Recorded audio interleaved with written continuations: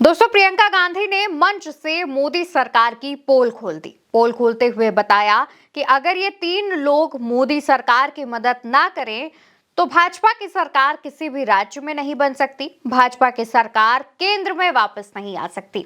इन तीन लोगों के नामों का ऐलान भी प्रियंका गांधी ने किया है। प्रियंका गांधी क्या कह रही हैं, आप सुनिए। चुनाव आयोग के बिना ये चुनाव नहीं जीत सकते।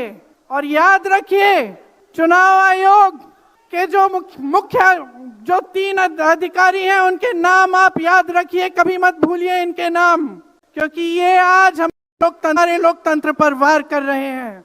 इतिहास में कभी ऐसा नहीं हुआ कि पूरा विपक्ष कह रहा है कि हमें विश्वास नहीं है चुनाव आयोग में, इन चुनाव में हमारा विश्वास नहीं है, ये चुनाव ठीक ढंग से नहीं किए जा रहे हैं। दोस्तों, प्रियंका गांधी ने कई खुलासे किए और कहा कि जनता को अब ये समझ लेना चाहिए कि चुनाव आयोग के बिना नरेंद्र मोदी चुनाव नहीं जीत सकते।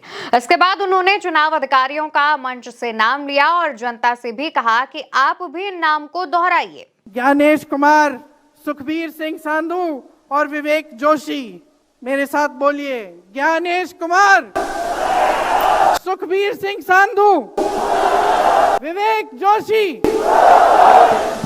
ये देश इन तीन नामों को नहीं भूलेगा।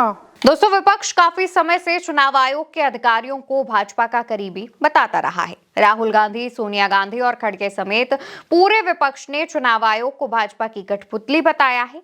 वहीं चुनाव आयोग की तरफ से बिहार में चुनावों से पहले कराए गए एसआईआर भी अब सवालों के घेरे में आ चुके हैं। कहा जा रहा है कि भाजपा ने एसआईआर कराकर ही बिहार का चुनाव अपने पक्ष में कराया है। इसको लेकर प्रियंका गांधी ने भी एक बड़ा हमला बोलते हुए मोदी सरकार को फंसा दिया है। एसआईआर में ये वोट काट कर चुनाव का नतीजा अपने पक्ष में करना चाह रहे थे, अब यूपी में शुरू हो गया है।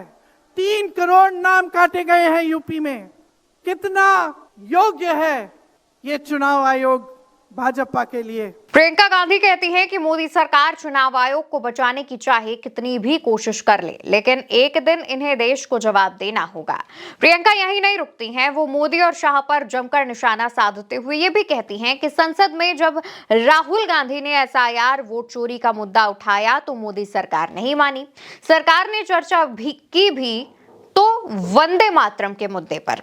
प्रियंका गांधी का कहना था कि किसी भी मुद्दे पर चर्चा होती है, मोदी सरकार और खास तौर पर नरेंद्र मोदी नेहरू की कहीं ना कहीं से गलती ढूंढ लाते हैं। इसके बाद प्रियंका गांधी भाजपा की वॉशिंग मशीन पर भी बात करती हैं। कहती हैं कि पिछले आम चुनावों में तमाम विपक्ष के मुख्यमंत्रियों को जेल में डाला गया, कांग्रेस का बैंक अकाउंट बंद किया गया, फर्जी आरोप तमाम नेताओं पर लगाए गए। इन आरोपों से जो डर गया, ईडी सीबीआई के डर से जो डर गया, वो भाजपा में चला गया और वहां की वॉशिंग मशीन में धुलकर साफ हो गया। जिनका दिल कमजोर था, जो सह नहीं पाए, वो उनकी पार्टी में शामिल हो गए। वैसे वैसे इनकी वॉशिंग मशीन उनको धोकर उनको पाक बनाती रही। तो वहीं प्रियंका गांधी पीएमओ को लेकर के भी कई बड़े खुलासे करती हैं और सरकार पर सवाल उठाते हुए कहती हैं कि प्रधानमंत्री के दफ्तर में ही एक शख्स ने बेटिंग ऐप के घोटाले किए हैं, लेकिन ऐसे मुद्दों पर सदन में चर्चा नहीं होती। मोदी सरकार हर मोर्चे पर फेल हो चुकी है। यहाँ देश का नौजवान महंगाई से जूझ रहा है, बेरोजगारी से जूझ रहा है, पेपर देता है, लीक हो जाता है, कोई उसकी सहायता नहीं है, नशे की तरफ जा रहा है, बेटिंग ऐप में पूरे दिन बिताता है। और बेटिंग ऐप चलाया कहां से जा रहा है, कहां से चलाया जा रहा है? सूत्रों के मुताबिक प्रधानमंत्री के ऑफिस में ही एक शख्स ने बेटिंग ऐप के साथ में घोटाले किए हैं। और इसके अलावा प्रियंका गांधी तमाम मुद्दों पर बात करती हैं। प्रियंका गांधी एसआईआर को लेकर हमला तो बोलती ही है, लेकिन साथ ही साथ चुनाव आयोग पर जिस तीखे अंदाज में, जो आक्रामक अंदाज में हमला बोलती हैं, वो भी सुर्खियों में रहा। प्रियंका गांधी जिस तरीके से मंच से चुनाव अधिकारियों के नाम गिनवाती हैं, कहती हैं कि इन नामों को आप याद रखिए, आने वाले समय में देश की जनता इनसे सवाल पूछेगी और इन्हें जवाब देना पड़ेगा। प्रियंका गांधी महिलाओं की तरफ संबोधित करते हुए कहती हैं कि इस देश की संसद में महिला सुरक्षा पर चर्चा होनी चाहिए, लेकिन वो नहीं होती है। प्रियंका गांधी इसके अलावा तमाम मुद्दों पर ध्यान देती हैं।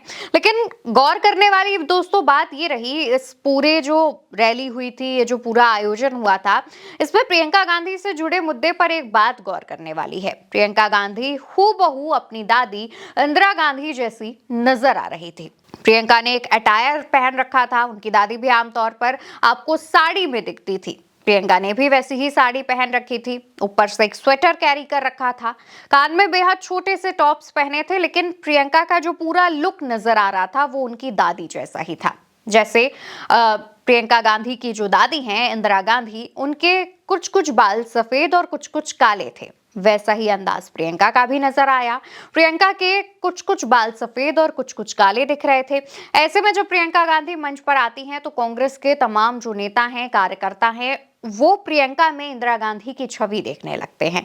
वो प्रियंका से इंदिरा गांधी जैसे भाषण की उम्मीद करते हैं और प्रियंका भी उनकी उम्मीदों पर खरी उतरती हैं। वो भले ही अपनी दादी इंदिरा गांधी जैसी राजनीति करती हूं या उनका अपना स्टाइल हो, लेकिन प्रियंका गांधी हूबहू इंदिरा गांधी की कार्बन कॉपी लगती हैं और इसी वजह से लोग जो है वो प्रियंका गांधी से ज्यादा कनेक्ट कर पाते हैं। महिलाएं भी प्रियंका गांधी से कनेक्ट कर पाती हैं और यही वजह है कि राहुल गांधी और प्रियंका गांधी की ये जो जोड़ी है वो संसद से लेकर सड़क तक अक्सर चर्चा में रहती है, सुर्खियों में रहती है। अब सबसे आखिर में आप प्रियंका गांधी का वो बयान सुनिए जिसमें वो मंच से ही भाजपा को चुनौती देती हैं और अपने भाई के नक्शे कदम पर चलते हुए जब उन्होंने ये चुनौती दी तो उसके बाद जनता का क्या रिएक्शन रहा, आप वो भी देखिए और मुझे इजाजत दीजिए। नमस्कार। मैं चुनौती देती हूं, एक सही चुनाव लड़ लें, बैलेट पे लड़ लें, तो ये खुद जानते हैं कि कभी नहीं जीत पाएंगे।